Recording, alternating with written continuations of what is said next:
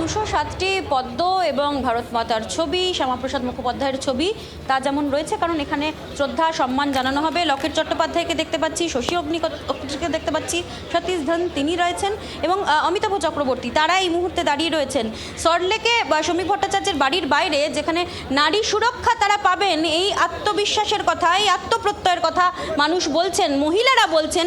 সেই জায়গায় দাঁড়িয়ে অবশ্যই বিজেপির সংকল্পপত্রে এটা প্রথম লেখা ছিল যে মহিলাদের সুরক্ষা সেটা সুনিশ্চিত করা হবে।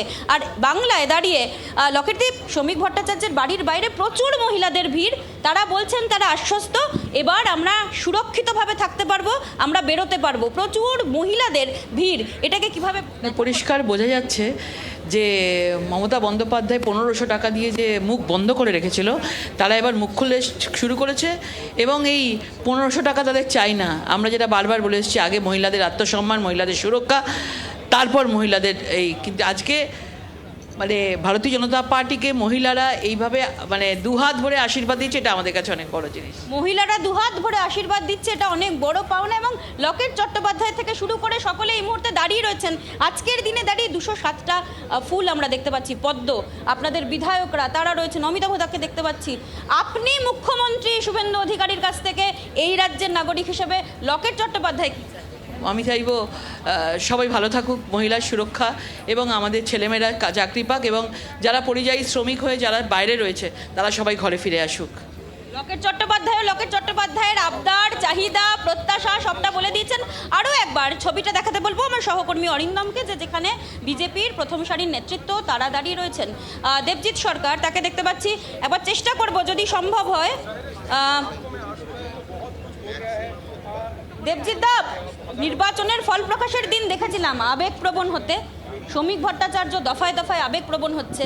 আজকের দিনটা সত্যি সত্যি এই প্রথম দিন থেকে থাকা একজন বিজেপির কার্যকর্তা হিসেবে কতটা আবেগঘন? এটা তো ঘটনাই যে এ জয় পশ্চিমবঙ্গের আপামর মানুষের জয়, এবং এই জয়ের যারা কারিগর তাদের মধ্যে তারাও আছেন। প্রায় 350 লোক আমাদের অত্যাচারিত হয়েছিলেন, তাদের কথা শ্রদ্ধার সঙ্গে আমরা স্মরণ করি। প্রচুর মা বোনেদের উপর অত্যাচার হয়েছে, যারা কিনা অনেকে বলতে পেরেছেন, অনেকে বলতে পারেননি। যে মহাজঙ্গলরাজ গত 15 বছর ধরে আমাদের পশ্চিমবঙ্গের বুকে চেপে বসেছিল, তার পরিসমাপ্তি।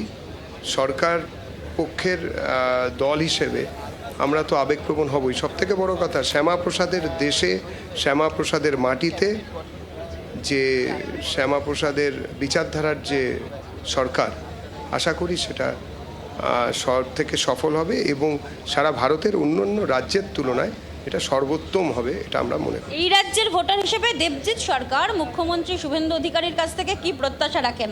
আপনার দাবি কি? Good governance. বিজেপির এই ভোট দেওয়া হয়েছে গুড গভর্নেন্সের দাবিতে, আর অন্য কিছু নয়।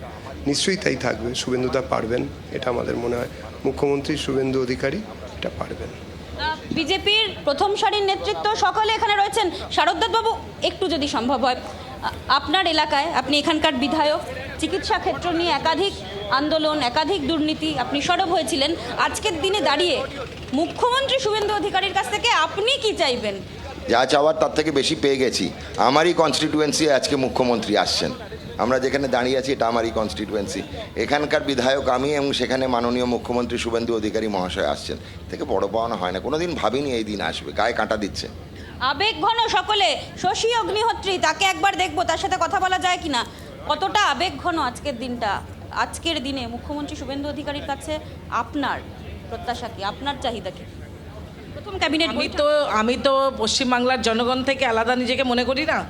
তো সারা পশ্চিমবাংলার মানুষ, বিশেষ করে মহিলারা, যেটা এক্সপেক্ট করেছিলেন যে মহিলারা আপাতত সুরক্ষিত থাকবেন, তো বিজেপি সরকার আসাতে মোদি গ্যারেন্টির সাথে যে ভয় আউট ভরসা ইন, এই ভরসা আমরা মানুষের মুখে করাতে পেরেছি। এবং এই ভরসাকে যে ভোট দিয়ে এখানে শুভেন্দুদাকে মুখ্যমন্ত্রী করা হয়েছে, আজকে একটা উৎসবের মাহলে পরিণত হয়েছে।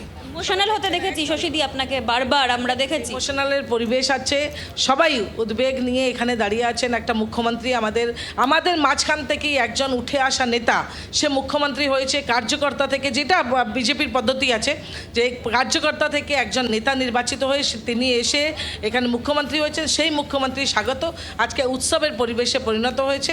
আমরা সবাই মানে পশ্চিমবাংলার সমস্ত জনগণের তরফ থেকে ওনাকে স্বাগত জানাচ্ছি, অভিনন্দন জানাচ্ছি। সবাই আবেগঘন, কারণ মুখ্যমন্ত্রী হওয়ার পর শ্যামাপ্রসাদ মুখোপাধ্যায়ের দল শ্যামাপ্রসাদ মুখোপাধ্যায়ের মাটিতে একেবারে এই ববিতা রাজ্যে তুমি সঙ্গে থাকো। এবার একটু নবান্নের ছবিটা দেখি। নবান্ন তো সেজে সেজে উঠেছে, সাদর সাদর আপ। সেখান থেকে রয়েছেন আমাদের প্রতিনিধি কমলাক্ষ ভট্টাচার্য। কমলাক্ষ, কি ছবি?